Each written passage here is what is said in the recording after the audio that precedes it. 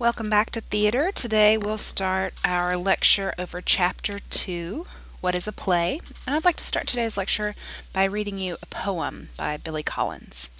Today we'll be talking a lot about review terms you've heard from English class, about climax and the beginning, middle, and end of a play. But this is a very poetic way of putting it by our former poet laureate, Billy Collins. This is the beginning.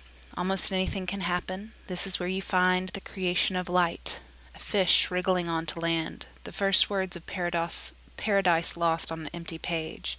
Think of an egg, the letter A woman ironing on a bare stage as the heavy curtain rises. This is the very beginning. The first-person narrator introduces himself, tells us about his lineage. The mezzo-soprano stands in the wings. Here the climbers are studying a map or pulling on their long woolen socks. This is early on, years before the arc dawn. The profile of an animal is being smeared on the wall of a cave, and you have not yet learned to crawl. This is the opening, the gamut, a pawn moving forward an inch. This is your first night with her, your first night without her. This is the first part where the wheels begin to turn, where the elevator begins its ascent before the doors lurch apart. This is the middle. Things have had time to get complicated, messy, really. Nothing is simple anymore. Cities have sprouted up along rivers, teeming with people at cross purposes, a million schemes, a million wild looks. Disappointment unshoulders his knapsack here and pitches his ragged tent. This is the sticky part where the plot congeals, where the action suddenly reverses or swerves off in an outrageous direction. Here the narrator devotes a long paragraph to why Miriam does not want Edward's child. Someone hides a letter under a pillow. Here the aria rises to a pitch, a song of betrayal salted with revenge. The climbing party is stuck on the ledge halfway up the mountain. This is the bridge, a painful modulation. This is the thick of things. So much is crowded into the middle. The guitars of Spain, piles of ripe avocados, Russian uniforms, noisy parties, lakeside kisses, arguments heard through a wall. Too much to name, too much to think about. This is the end. A car running out of road, the river losing its name in an ocean, the long nose of the photographed horse touching the white electronic line. This is a colophon, the last elephant in the parade, an empty wheelchair, and pigeons floating down in the evening. Here the stage is littered with bodies. The narrator leads the character to their cells. The climbers are in their graves. It is me hitting the period, and you closing the book. It is Sylvia Plath in the kitchen and St. Clement with the anchor around his neck. This is the final bit thinning away into nothing. This is the end, according to Aristotle, what we have all been waiting for, what everything comes down to, the destination we cannot help imagining, a streak of light in the sky, a hat on a peg, and outside the cabin, falling leaves. Once again, that's a poem by Billy Collins, who was the Poet Laureate of the U.S. in 2001 through 2003. And if you'd like a copy of that poem, you can go to his compilation, Sailing Alone Around the Room. And what Billy Collins is pointing to is the universality of beginning, middle, and end. And the reason he entitled that poem Aristotle is our ancient Greek philosopher who sort of theorized that a good story has a strong plot with a strong beginning, middle, and end. And as Billy Collins so eloquently points out, so many stories have a similar beginning, middle, and end. Shakespeare said, "As the sun is daily new and old, so is my love of telling what is told." Good playwrights aren't always the ones who reinvent the wheel, because there's formulas to the way that we tell stories, and formulas that work, according to Aristotle. Aristotle was from the golden age of ancient Grecian theater. He believed that the greatest pleasure, the most satisfying enjoyment that a human being could have is by discovering the reality of the world, a truth. Experiencing a truth was the greatest pleasure that we could derive. So he created this system of play analysis. He created a way of dissecting a play and understanding it. It's important to know that in the golden age of ancient Greece, they often had competitions and people got to vote on which play they thought was the best. So he was trying to advise people in how to decide which play was best by giving them his value system, what he thought was important. And so we will go back to that. And hopefully when you create your live theater production critique, you will be able to use some of these same elements that Aristotle advises. Sorry, those are my dogs. I have a little poodle named Leroy and a Boston Terrier named Lurleen, and so that was them. Sorry for that. So anyway, the Poetics is a series of lectures that he did that someone else wrote down, it's his students, and the Poetics is very short. If you'd like to check it out of your local library, it's a very thin little book, but it is steeped in big ideas that have changed the Western world forever. If you have your book out and you would like to turn to page 21. Remember yesterday we said that dran is the word drama comes from the word action. And I love this quote that he has here on page 21 about action is argument, struggle, persuasion, threat, seduction, sound, music, dance, speech, and passion. So action is, really an absolutely essential element of any play. And the good thing about theater as opposed to life is that you can always usually kind of deduce a meaning, a reason why the story is being told. It gives us, it frames, these heroes for us and how we can mimic those heroes, or it frames these tragic figures like Macbeth, and we see the faults of Macbeth and then try not to mimic that in ourselves. There's a really interesting book out there right now called Super Gods, written by a comic book writer, and he sort of analyzes how the superheroes change throughout the ages and how our superheroes reflect our own value system. So if you look at someone like Captain America, an old-fashioned superhero we have, he was self-sacrificing, he was brave, he was courageous, he was a good old American boy who parted his hair on the side. If we looked at our more modern superheroes, someone like Batman or Iron Man, they are, not tied down to anybody. They have this great understanding of technology, and technology is what saves them, their money and their technology. And this is maybe a story that Americans like to tell ourselves, that our way of defeating the bad guys, the Taliban or the North Korea, these arch nemesis that we have, is through our technology, and that is a story that we like to tell ourselves. And if you look at these heroes that we have, they inspire us to kind of create a more meaningful existence. So I promise I'm not obsessed with Batman. He's just a convenient example over the last couple lectures. So here's a word you probably heard before, the protagonist and the antagonist, right? The protagonist is the person who carries our story along. They are the agent of action, the one that we follow throughout the entire story. So if you've got Hamlet and Hamlet, Macbeth and Macbeth, Batman and Batman, right? These are the main characters who carry us through the story. And there's usually an anti-hero, an antagonist, someone who is against the main character. In this situation, obviously, it's Bane. But the antagonist can be a person, but often if we look at the moral of the story, there's something deeper. This person's battling fate, this person's battling weather or the gods, whatever. There are many, many forms of antagonists, but in this particular situation, it's Bane. So, as we're classifying plays, we're on page 22 if you're following along in your book. One way to classify a play is how long it is. There, underneath duration, I have a picture of the book, the 36th annual compilation of the Humana Festival. The Humana Festival goes on in Louisville, Kentucky, and it is one of the U.S.'s premier new play compilation, and it's really a fantastic festival. It happens in the spring. They do all of these new plays and then they publish them. But one of the most famous aspects of the festival is what's called the 10-minute play. And Louisville was instrumental in popularizing the 10-minute play, and it's not unusual to go to a major repertory theater now and see a night of one-act plays or a night of 10-minute plays. And our neighbor here in Louisville, Kentucky, is very instrumental in popularizing that, so I'm kind of proud of them. If you've never made it up to Louisville, I highly recommend it.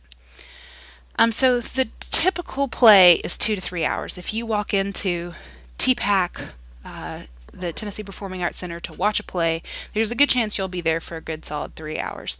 The traditional American musical, a Shakespeare play, a lot of these popular entertainments are all traditionally 2 to 3 hours. Now, why 2 to 3 hours? Your book says that John Webster wrote that it's the best time between meals. So between lunch and dinner, between dinner and bedtime, it's kind of that universal amount of time that you have to spare between meals. So I thought that was kind of interesting. But like I said, the traditional 2 to 3 hours is being cut down to these 10-minute plays in a lot of places, or one-act plays. And so when you go see the play that you have to critique, I'm going to challenge you to see a 2 to 3 hour play. I will not accept a 10-minute play as your critique, because I want you to see a substantial amount of theater, a traditional amount of theater, and that'll give you plenty to write about. So something to watch for when you're looking for a play. Okay, so we're going to get into genre, and this is a joke, and it's albeit a Renaissance joke, so you might not get it, but the best actors in the world, either tragedy, comedy, history, pastoral, pastoral, comical, historical, pastoral, tragical, historical, tragical, comical, historical, pastoral, scene, undividable, or poem unlimited. And what Polonius is making fun of there is these genres that people were creating these taxonomies to create these different systems for plays. So I don't know if you have Netflix, but on my Netflix, they're always trying to figure out what kind of movie I'll like based on other movies that I've liked. So mostly strong female lead, obviously. And then, you know, they'll say murder mystery or classical or, you know, foreign thriller. And they're always trying to figure out what you like based on the genre that you like. Programs like Pandora work similarly, where they figure out the genre of music that you like and then give you more of what they think you like. Genre is important. I start by poking fun at it and saying that it is pseudoscientific. It's very speculative as a idea, but it's very important for you as an actor, a critic, or a designer that you understand what the tradition is of what they're trying to do, and then judge it accordingly. And we'll talk more about that in the past. So if I'm an actor in my 3rd year of grad school, an important class that I have is styles, where I look at how traditionally a Shakespeare play should be performed as opposed to a Chekhov play, or how to do a farce, a comedic farce with, you know, larger than life movements and fast-paced wit, as opposed to something more subtle, like a naturalistic play, like a Tennessee Williams play. So it's important for me as an actor, as a director, to understand the genre that my playwright is coming out of and to honor that genre, or go against it, which is always a fun choice too. So genres often typify an era. So if you listen to a golden age musical, the 1940s, the 1950s, and you have jazz hands and tap dancing, and you know, people are breaking out into songs that interlude between the action, that is a trend that typified an era. If I'm looking for a murder mystery, I would go to the 1940s, right? And I would look at those sort of 1940s whodunit sort of classics that we have as a trend going on. And so this happens, of course, even earlier. We'll talk about later on the great ancient Grecian tragedy and how that typified an entire era of so things go in and out of style. If we look at a writer like Jane Austen, she really popularized a novel, and those novels were very popular in the Edwardian time that she was living in. So these literary genres and trends tend to happen in certain places in history. So as you go in to criticize a play, it is sometimes unfair to criticize something based on what it isn't. You have to criticize something for what it is. You have to compare apples to oranges. You have to understand the nature of something. My favorite example of this is soap opera. Some of you may not realize that some of our greatest actors, Alec Baldwin, Meg Ryan, these guys did soap opera first. And I promise you, they did the same sort of overacting that all soap opera actors do, because that's the genre, the style of acting that comes with soap operas. So it's unfair to look at a soap opera and say, oh, that's such bad acting, because they are acting within the style that genre was created for. So first thing you have to ask is, what does the play want you to feel? If it's a romance, they want you to go, "Aw." If it's a scary movie, they want you to go, "Ooh," right? So what is the play trying to make you feel? And then was that play successful? Did you feel the way it wanted you to feel? And is that what they intended? If you go into a romance movie and you don't like the main guy, the heartthrob, the person you're supposed to like, then they have been unsuccessful. If they were trying to scare you and they didn't scare you, if you thought it was cheesy or fake, then they were unsuccessful. So think, what were they trying to do, and then were they successful in that? So this is another one of my favorite examples. People always say how implausible Twilight is. He's not a real, he's not a real vampire. Fantasy is by nature implausible. If you're going to watch fantasy and then challenge whether or not it is realistic, you need to look at the title of the genre again. It is fantasy. It doesn't have to be plausible. If Shakespeare says, "Snap my fingers, I am invisible," then he is invisible, because it's fantasy. So you just need to go with it if you're watching Midsummer Night's Dream or the Twilight series.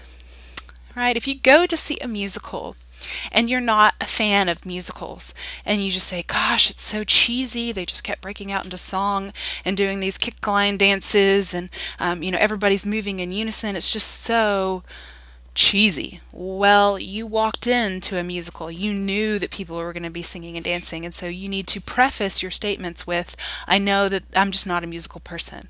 And if you're not a musical person, I would suggest finding a different kind of play. So if you go into the Nashville Shakespeare Theater and you see kids standing on their seats and, "Oh, he's over there," then the Nashville Children's Theater has been successful in exciting children, which it's right there in the title of their theater, the Nashville Children's Theater.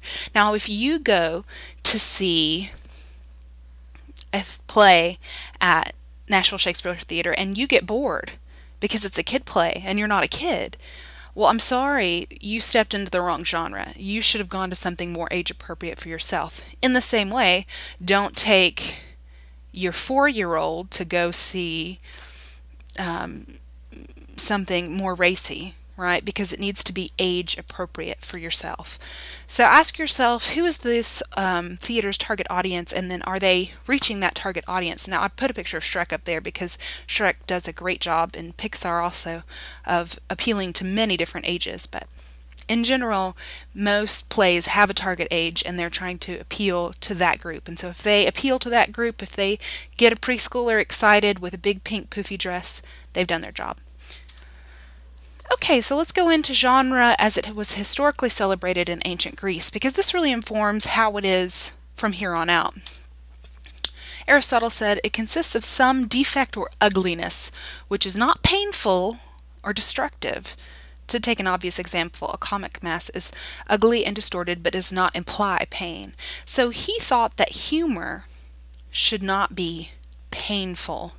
Right? If you pick up a comedy, you're not really hoping to see some horrible earthquake at the beginning or some devastating illness that ravages the countryside, right? That's not what you pick up when you try to pick up a situational comedy, or when you're flipping through daytime television. You're not looking for these horrible, life-changing, painful events. And so Aristotle believed that these events should be funny, that a light-hearted tone should be addressed with pain. Now, this has been very much challenged by many, many playwrights after that, and we'll get into that at the very end. But if you look at somebody like Anton Chekhov, the famous Russian author, he was very much thought that you could put this juxtaposition of very, very painful things next to very funny things and enjoy the mystery. If you look at a wonderful movie that I saw recently, 50-50, it's a story about cancer. That was really funny, surprisingly enough. So there are people challenging this rule. I think someone like Woody Allen would challenge this rule with the type of movies that he puts out. So, but in the ancient Grecian world, if you went to see a comedy, it was all going to be lighthearted because that's what Aristotle thought and set the trend for. So the ancient Grecian tragic style, it rarely exists today. It very much existed in the golden age of ancient Greece. It very much existed again in Shakespeare's time when they were trying to mimic that neoclassical, that time when they were trying to mimic the ancient Greeks. But, you know, with very few of these ancient Greek tragedies done today. My third year in grad school, the chair of our department came up to me and said, "Why aren't you trying out for Electra and Electra?"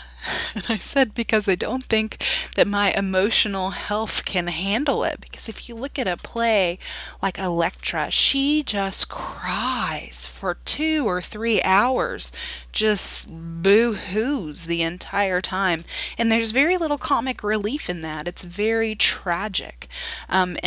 And I would argue that even Shakespeare's plays have comic interludes and are not true tragedies, but in many cases, these plays like Electra and Oedipus are consistently sad.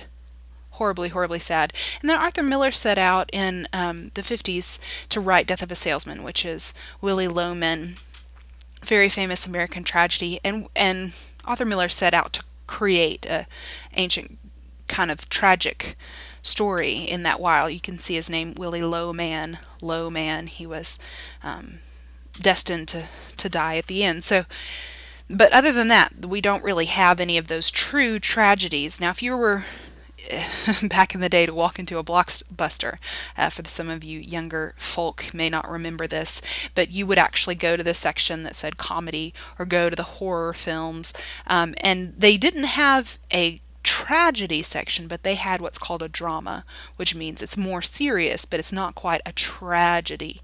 So what we're talking here about true tragedies are not the same thing as drama, and it's worth making that distinction. So there were Grecian comedies. Aristophanes did the birds, the frogs.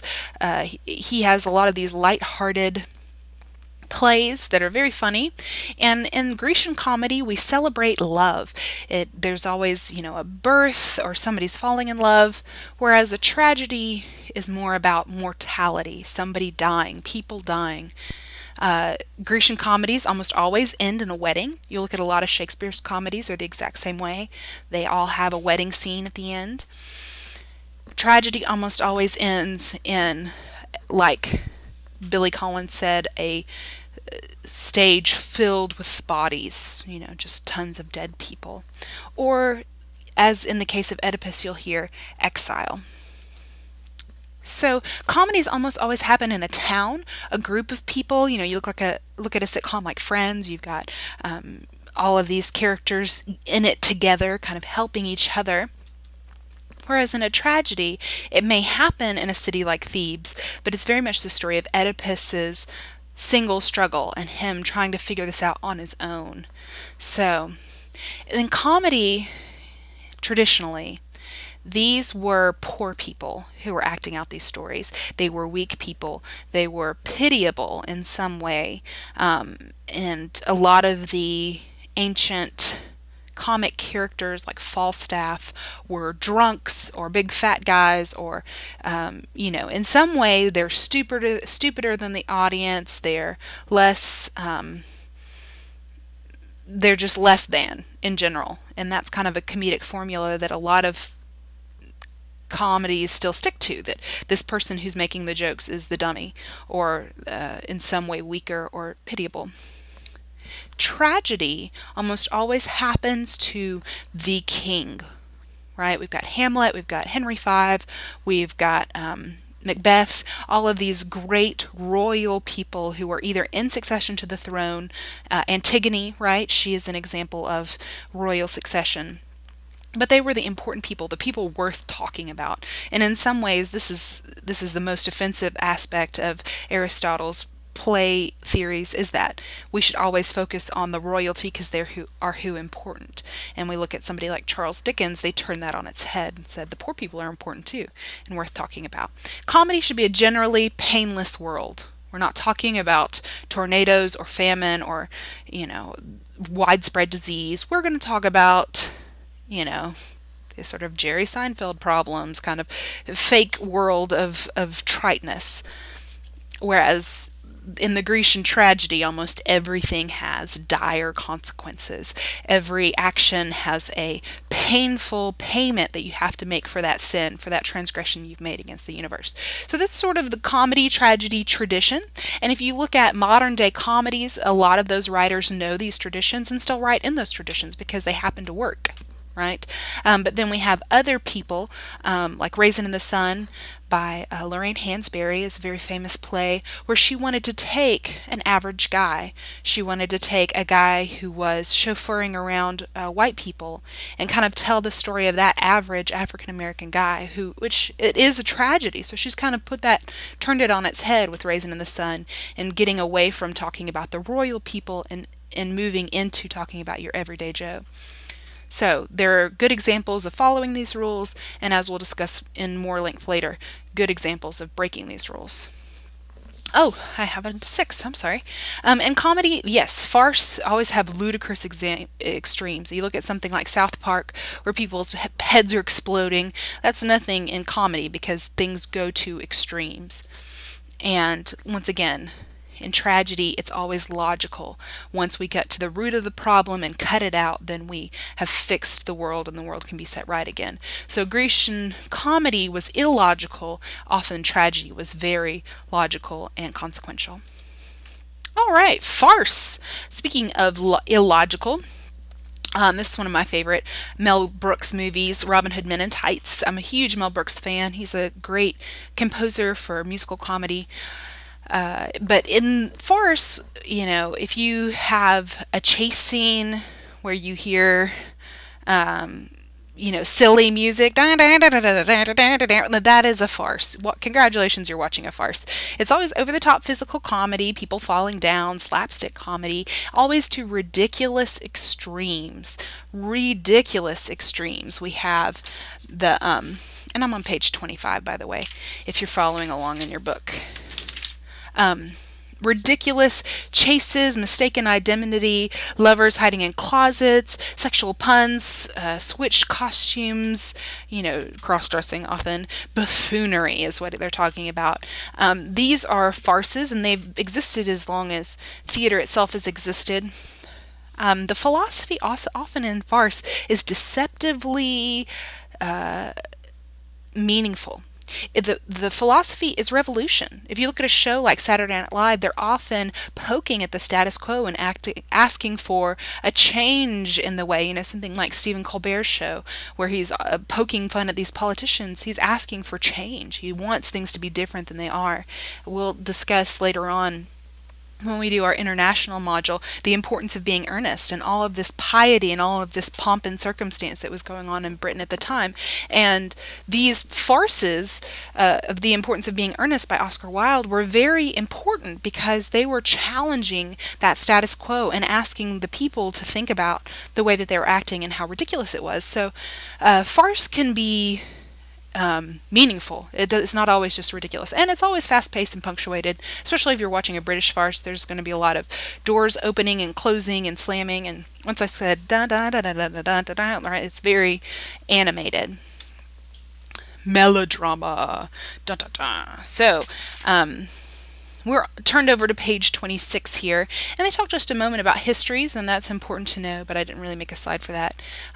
Histories are just when you're retelling a historical event based on documentation that you already have. Shakespeare plays were histories, and we have many great examples of histories in theater retelling history. But melodrama is another important genre. Melodrama helps us to understand the good versus evil that's in the world, and can be very real.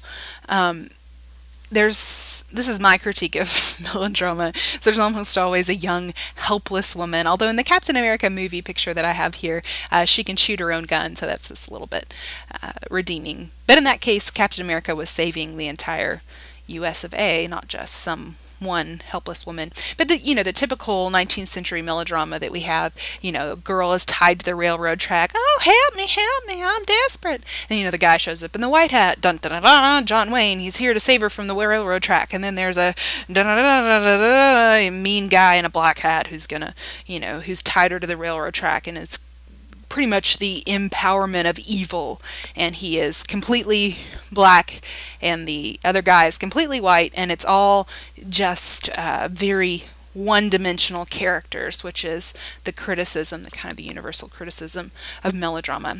So, good versus evil, very clear-cut.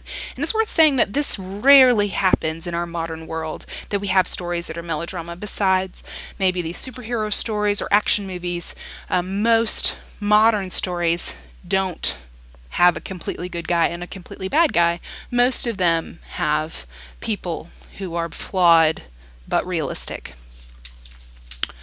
All right, so moving out of genre, we've finished our talk on genre, and now we're moving into Aristotle's 6 elements, starting on page 28. So I'm going to run through the elements and then I'll kind of dissect them. So first we have plot, character, thought, language, music, and spectacle. And actually language in this book is called diction. Once again, Aristotle was writing in Greek, so we kind of got to rewrite it. So plot. Most of you have seen this image before. Aristotle called plot the life and soul of drama. And he believed that if you were going to have a strong play, you were going to have a beginning, a middle, and an end. And the end had to be satisfying. Either everybody died or somebody got married. It had to have consequences. So many plays nowadays can be disorienting in the ending. In fact, I would argue that Joe Turner's Come and Gone is very disorienting in its ending. But we'll talk more about that later. Plot, by its very nature, has a beginning, a middle, and an end, which we'll dissect that at the end of the lecture today. Causality, one event spurs on the next event, which results in the next event. There is a ordered universe that happens in a certain order. Right, and so let's talk about Oedipus the King. Sophocles was a student of Aristotle, and he wrote what Aristotle considered the greatest play of all time, which is Oedipus. And some of you have heard the word Oedipus because you are psychology majors, and the Oedipus complex is something that Freud popularized at the turn of the century by saying that everyone wants to sleep with their mother and kill their father. If you don't know the story of Oedipus, I'll go ahead and give away the ending. Oedipus finds out at the end of the play that this entire time he's been, his wife has actually, unbeknownst to him, been his mother, and the man that he killed so many years ago was actually his father.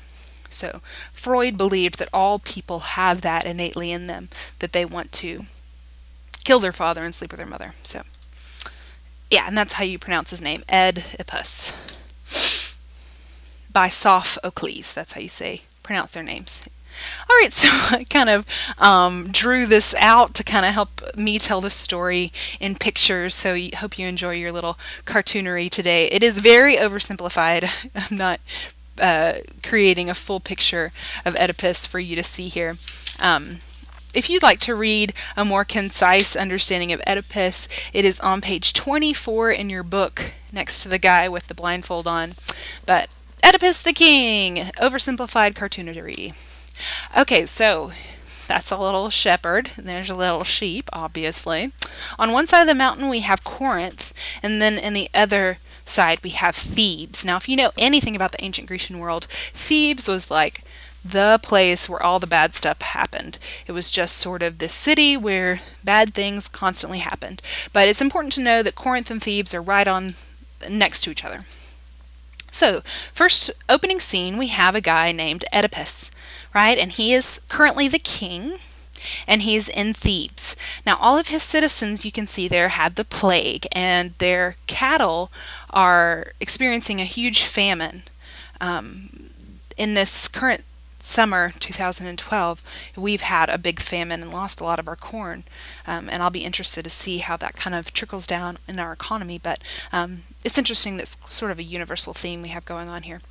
So in the ancient Grecian understanding of the world, anytime there was plague and famine, it was punishment from the gods. So the citizens of Thebes have come to their king and said, please help us. We are sick, we're tired, we don't have any food. You have to do something. And he says, oh, well, I've already done something. I sent my brother-in-law Creon to the Oracle of Delphi. And the Oracle of Delphi is going to tell us what the problem is. We're going to fix that problem, and then people won't have the plague anymore. So Creon comes back and says that the Oracle of Delphi has said that the person who killed the past king, Laius, the person who killed the past king, is the reason that crime has not had justice brought to it. That crime has not been solved. So we know that as soon as that person is brought to justice, then the plague will go away, according to the Oracle of Delphi. So then we have a blind prophet come in, and Oedipus is just sort of confused and frustrated, and he's thinking back to the time when he defeated the Sphinx, and that's the cat lady there that I have drawn a very beautiful picture of. And when he first came to Thebes, he defeated this cat lady, and he solved her riddle and saved the city. And so he's kind of proud of himself for that accomplishment, and he's thinking, I can save the city again because I overcame this other big obstacle in Thebes, so I'm ready to go on this new obstacle. And he kind of gets in a fight with the blind prophet, and they kind of back and forth after he tells him that the truth kind of mystically in this riddle. As most of you know, the ancient Greeks love their riddles. He gets really defensive and accuses the blind prophet. He says, you couldn't take care of the Sphinx. I took care of the Sphinx. You don't know what you're talking about. And when he says, you killed your dad and you're married to your mom, he says, but my parents live in Corinth, which is, to understand the backstory of this, what actually happened is Oedipus was born to Jocasta and Laius, but they knew about this prophecy that they would be killed, that the father would be killed and the mother would marry him. So they sent the child away, and they put, to kind of disable him, they put a spear through his ankles, and Oedipus actually means bad ankle. And they sent him away with a shepherd and left him in the forest. The shepherd was supposed to abandon him to be eaten by wolves, but the shepherd had a soft heart, and he actually took him to the other side of the mountain to Corinth, and his parents there adopted him, and he never knew that he was adopted. So that's sort of, the blind prophet knows that, and he says things like, oh, well, your parents trust me. And he's like, you've never met my parents. My parents are in Corinth. But the blind prophet has this divine wisdom. But once again, he doesn't want to get killed by the king, so he's not always straightforward about it. So the Queen Jocasta comes in, and his queen mama, and she kind of explains to Oedipus this child that they had, this prophecy, and Oedipus, of course, is trying to put this together, and Jocasta's kind of laughing at the prophet. Oh, he's so ridiculous. And then the shepherd comes in, this shepherd from long, long ago, and he tells them that his adopted parents died. But then he also tells them, oh, but don't be sad, because those were just your adopted parents.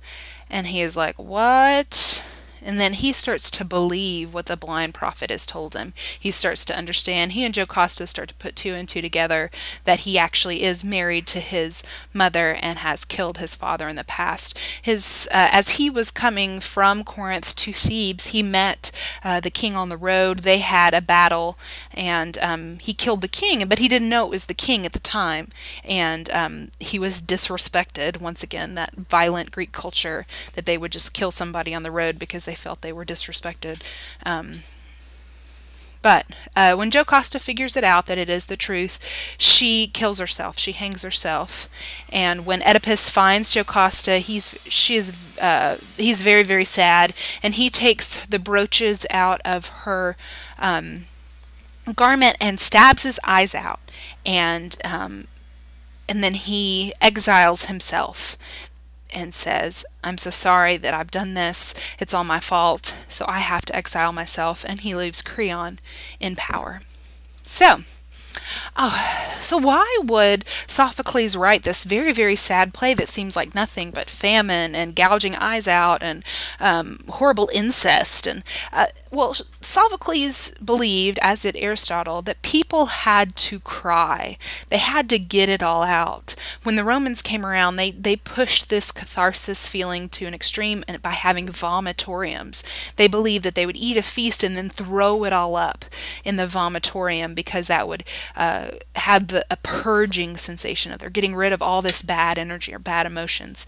And this catharsis is something that we do as a community often when something very tragic happens, a national tragedy. That is a picture of Obama hugging tornado victims, and crying together is a very natural part of the human experience. But these very sad plots, these tragedies, give us a chance to sort of feel less alone. As C.S. Lewis' student once famously said, we read to know that we are not alone. Well, we read these tragedies and we watch these tragic plays to know that we all have these negative emotions and to kind of purge ourselves of these negative emotions. Some of you might know the feeling of a good cry and how you just feel better afterwards. Well, that concept is called catharsis, or a cleansing mourning that we have all together. We also believe that the plots, remember when Aristotle's first of six, and he believed that plots needed to be logical and consequential, right? The reason that Thebes was cursed is because of Oedipus's action, and Oedipus was working the guilt off of his soul. He was paying for the consequences in this unfolding of events. And there was a very logical reason why there was a famine and plague. Once they got rid of that famine and plague, Thebes returned to its general sense of unrest, but less so than when Oedipus was there. So it's not arbitrary. It's not accidental. There is an ordered way of the universe, and those plots unfold logically and consequentially. All right, so the second of Aristotle's elements of drama is character. So the characters being portrayed on stage.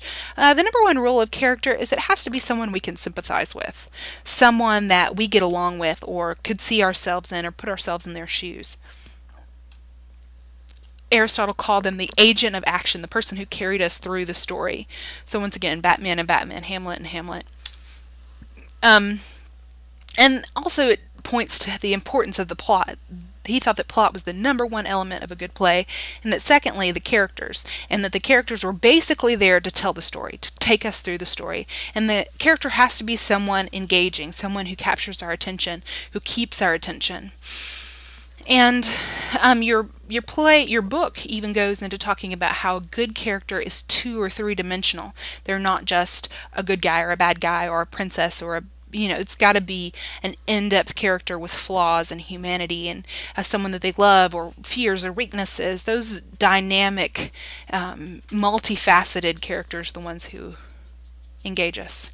So in the plot, that character must have ambition. So when we do that character analysis, we ask, what's my motivation? What's my psychology? Who am I? And those characters have to have obstacles and goals. All right, the third of Aristotle's 6 elements is thought. What is the message of the play? Why are we bothering to tell the story? Remember, Aristotle thought that truth was what gave people the greatest satisfaction in life. What made you happy was the pursuit of truth. And he believed that we tell these stories in order to get at the truth. It must be a universal truth, one worth telling a story about. We can't just tell some arbitrary story about, why we like cupcakes, and the truth is cupcakes are great. He would not like a story like that. He wanted it to be something universal about family or love or gods, right? I've got pictures of the gods there because Aristotle and Sophocles both were very devout in their beliefs, and the purpose of the telling of Oedipus is pay attention to what the gods are telling you. When you hear a prophecy, like Oedipus's parents did and then Oedipus did, when a prophet comes to you, pay attention, have ears to hear that, because it's truth and you need to heed what the gods say, because that fate will catch up with you. So he believed that when we watch this human behavior, remember, Aristotle was also a scientist. He would dissect frogs or categorize plants, right? He came up with these taxonomies in many different areas. And he, as a scientist, he believed that you could observe reality and then create conclusions based on the observable truth of the world around you. And so he believed if we put that truth on stage and people could watch it, they could analyze their own human behavior and then live differently because of what they could see. I remember when I was in college, I was dating a guy and we watched this movie called Vanilla Sky, and I stopped it halfway through and broke up with him because I saw so much of what was going on in Vanilla Sky at the beginning, where Tom Cruise and Cameron Diaz are in a relationship that's not going anywhere and they don't really love each other. And I was sitting there watching the movie like, this is what I'm doing, and I need to get out. And so we broke up right there. So you may have had similar experiences where you're watching a movie or a play and you see yourself on stage and it causes you to sort of reflect on what you're doing. It's worth mentioning that sometimes if a play or a movie is too heavy-handed in their message, then it can be written off as propaganda. Remember that in any play, you want to have an entertainment element and then also an education element. You want to entertain people, but you also want to educate them. And if something is too educational, then you might not enjoy it. It may become propaganda. You know, we look at some of this heavy-handed propaganda that went along in World War II. You know, Hitler would make these posters of horrible depictions of Jewish people, and that kind of propaganda, that heavy-handedness, is very looked down on in the theater community. So it's okay to have a theme, but if you're too heavy-handed with your message, then it can be looked down on or thought of as less than art. Diction or language is basically the poetry, right? The poetry of it. You tamed the birds of good omen. They talked to you, took food from your hand. Do the same now. Save us. No one is to serve this soiled man. No one is to speak to him. No one is to partner him in prayer, nor give him as much as a sip of water. Haul him out of your house. He is the poison. He is the plague. Whoever did this, be it one or many, I hope he may hear what I ask for. May misery always attend him as his eternal damned destiny. Laius was noble. This man was your king. I now have the power he possessed. I own the bed and the bride he bedded. By that man she was barren, but I will fight to the death for him as if he were my flesh, he were my blood.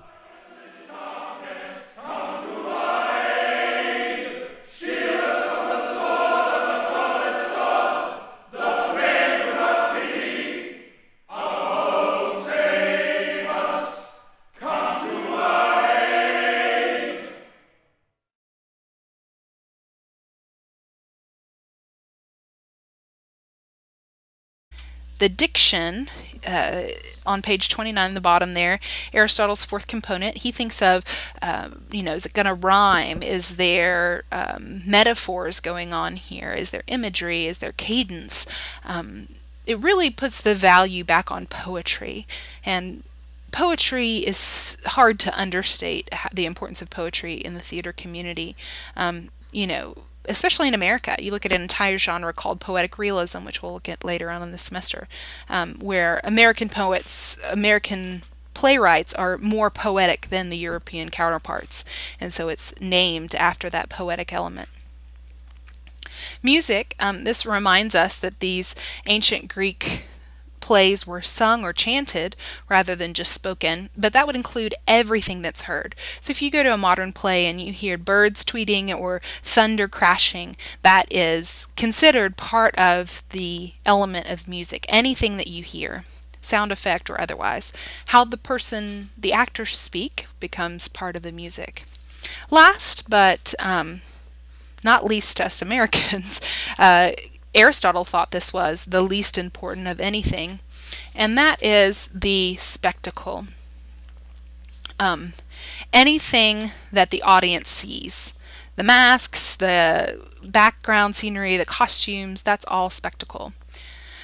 Um, Aristotle, in their day and in Shakespeare's day, they would say, let's go hear a play, not let's go see a play. And the hearing of the poetry was much, much more important than the spectacle. But in our modern Broadway, the spectacle has really become the heart of the issue. This is a picture of Lion King, and you can see those beautiful gazelles down at the bottom. And I don't know if you're familiar with Lion King, the Broadway play, but it's puppeteering. You can see that those gazelles are human on the bottom half, but then they're holding up these huge gazelle puppets, and the movement of that is absolutely beautiful. And then you can see our little Lion King being held up there. It's a very famous scene in the cartoon as well. And my mom bought us tickets at TPAC to go see Lion King, and I honestly walked in thinking, oh, this is just a bunch of spectacle. It's just trumped up Hollywood type theater. I'm not going to enjoy it. And it was so moving just to see these big, beautiful puppets and the way that people move the dance through the space. It was absolutely gorgeous, and I just found myself weeping. It was just so moving. So Shakespeare may not have relied on this spectacle, but American Broadway definitely does. We look at something like Miss Saigon, and the helicopter is supposed to come in, or if we look at the big chandelier in Phantom in the Opera that's supposed to come down and crash on the ground, these American Broadway musicals really put a huge emphasis on spectacle. And Aristotle really would not have liked that. So that's kind of a summary of Aristotle's 6 elements: plot, character, thought, language or diction, music, and spectacle. So Cohen brings up a 7th element, which I think is interesting, and that is theatrical convention. When you walk into a theater, there are certain things that they just do that have become part of what we understand as theater. I bring up Ferris Bueller again because of that idea of an aside. So there's a theatrical convention that happens when one actor looks at the audience and everybody else in the background freezes, and that actor talks directly to the audience, and it's just assumed that the people in the background don't overhear it. If you watch a show called Everybody Hates Chris, this happens in that show too. And it's just kind of understood that when they're looking directly at the audience, that the people behind them don't hear. And that is very unrealistic. I mean, obviously the actor is overhearing it, but we kind of accept that convention that they can't hear. The same thing goes true when the lights go out and the play is over, or the lights go out and the lights come back up and we assume that time has passed. These sort of conventions are a big part of what we understand as an element of play, of any play. It's interesting also to know that theatrical conventions are cultural. In the Chinese opera, if someone comes in with a paddle, it's understood that they're rowing. Or, in the Bali, the Indian puppetry theater, when you see the tree, you know the play is over. So it's kind of interesting to know that that is cultural and that it's not universal. So just a little side note there. All right, turning the page, 32. We look at a theater timeline. So this is the Broadway, the American Broadway. They have these marquees, and back in the day you would have the actor kind of on the marquee. This is Wicked. You heard a lot about Wicked in the last one. But this is kind of a little bit about how do you create a pre-play. How do you create a pre-play? And it's worth mentioning in the modern world that the importance of technology in this. Right, so this is Facebook. This is the Nashville Shakespeare Theater. If you've ever been, it's in Centennial Park. It's fabulous. But they create a lot of hype through their Facebook page. They want you to come to their play. So, we've got like a time countdown here. We've got every article done by the Tennessean. We've got Broadway World here in their coverage. We've got clips from the play. So they're trying to build suspense through their Facebook page. But then when you actually show up to the play, it's worth mentioning, and you can buy your ticket online through the NashvilleShakes.org. It's worth mentioning when you get there, we'll have what's called a pre-show while you're waiting for the play to start. And once again, when you write your critique of a live production, I want you to pay attention. How do they set the atmosphere? The Nashville Shakes does something that a lot of outdoor theaters do. They actually book gigs for musicians right before the show starts. So they kind of set the tone for this comedy with, the Jazz Alliance or this guitar trio. So it's sort of interesting to see what kind of pre-show entertainment may happen. They talk a little bit in the book about, in Shakespeare's day, they had a big flag that would go up. There were many ways to signify that a play was coming, and so that's interesting there. So, exposition. So once you start watching the play, the playwright always has to give you the backstory. They've got to get you caught up to where we are in the story now. And I have this picture of Bob Saget here because that's a very famous modern narrator for Drowsy Chaperone. He sat in his chair and kind of caught us up on what is about to happen. Shakespeare famously used a prologue, right? We have two households, both alike in dignity, and Fair Verona, where we lay our scene. Very famous prologue to set up the exposition. But that's just all of the factual information that catches us up to date. You can think of it as that moment when you ask your friend, you walk in and they're watching maybe some sci-fi and you're like, wait, what's going on? Who is this? I don't get it. So the exposition is someone catching you up to date, getting you caught up in the conversation so that you can enjoy the play. Exposition is kind of one of the hardest thing for playwrights to do well, to sort of give you the backstory without it feeling contrived or forced. Try to make it sound natural is very difficult. And there's another picture of me as a witch in Macbeth. This was done in Union University, my undergrad in Jackson, Tennessee, and I was witch number 1 there. So when the inciting incident, which hopefully that's a review for you, the thing where the problem is introduced. In Macbeth, the moment that the witches tell him that he could be king is sort of his inciting, the first time he gets a taste, right, for what he wants to be. The inciting incident in Romeo and Juliet is the first time that Romeo spots Juliet and falls in love with her, right? So it's what starts the action on its way. Then we have the climax. That's another play I did at the University of Southern Mississippi. I was a cowgirl there in Flaming Guns of the Purple Sage. The climax is when the maximum tension has been established, right? You can see that character in the background, she's about to claw my eyes out. And that fight is the climax of the play. So for many, a romance movie, it's the moment they kiss or the moment they spend the night together. The climax of a action movie is the moment that the good guy and the bad guy finally get to face off face to face. Climaxes usually happen in the last 5 minutes of the play, traditionally in modern times. Now, that's not true of the classical plays. They had a much bigger denouement or wrap-up or post-play, but usually the climax happens in the last 5 minutes, because after the climax happens, we lose interest, right? We get it, the story is resolved, move on. The denouement.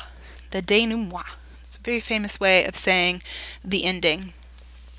This is Waiting for Godot, a very famous play by Samuel Beckett, the Irish-British playwright Samuel Beckett. And this is John Goodman and Nathan Lane taking a stab at it on Broadway. It's almost every couple of years it'll come back up onto Broadway. But very famously, Samuel Beckett kind of turned the entire idea of this Aristotelian plot on its head. And the last scene of Waiting for Godot, they say, all right, let's go. And then the lights go out and they're still just standing there, because waiting for Godot this entire time, they're waiting for this character named Godot, and he never shows up. So, which leads us right into, oh well, I will have to come back to that. The post-play, the curtain call, what kind of music do they have going as you leave the theater? These are important things to think about. The curtain call was traditionally not the way that it's taken today. It was the actor coming out and bowing up, and if the audience actually clapped, then they would get to bow. But they didn't get to bow if the audience didn't clap. And He even says in the textbook that it's them offering their head to be cut off. I'd never heard of that before. But the curtain call nowadays can feel very trite and expected. Standing ovation happens at almost every play, and it's like, really? Did they deserve standing ovation? I don't know. But to ask yourself, how do they handle the curtain call? Did they have a curtain call at all? A lot of theaters that are amateur will have the actors go out in the lobby and say goodbye to people as they leave, and that's part of the post-play tradition. We did this with children's theater when I was in Patchwork Players, touring children's theater, and it was often the time that we got to show them that we were actors, not characters. So the bad guy would come out and shake their hand or try to. Often they would scare the children because they're not just the actor now, they're not the character, they're not the bad guy anymore, but kids don't always put two and two together. So it's an interesting time post-play to come out of character and show the audience the difference between who you are as the character and who you are as the player. Okay, very end here is the Anti-Aristotle. It is worth mentioning that playwrights like Samuel Beckett have challenged this formula and broke the rules and won. And they've showed us that we don't have to follow these formulas. But it's hard to overstate the influence that Aristotle has had in playwriting as well as storytelling in general in the Western world over the last times. And when we look at a character like August Wilson, which I don't know if you started on that project or not yet, but August Wilson is the playwright for Joe Turner's Come and Gone, and he is very proud of the fact that he doesn't come out of a Western tradition, that he's African American, and that he identifies more with his African roots. And there are events in Joe Turner's Come and Gone, but it is not as action-oriented as a lot of Western tradition is. Just this scene where we see a lot of people sitting around a table. Well, that's not really action, and that's not a lot of events happening. Like I said, he'll go on an entire page about why Jeremy likes to play the guitar.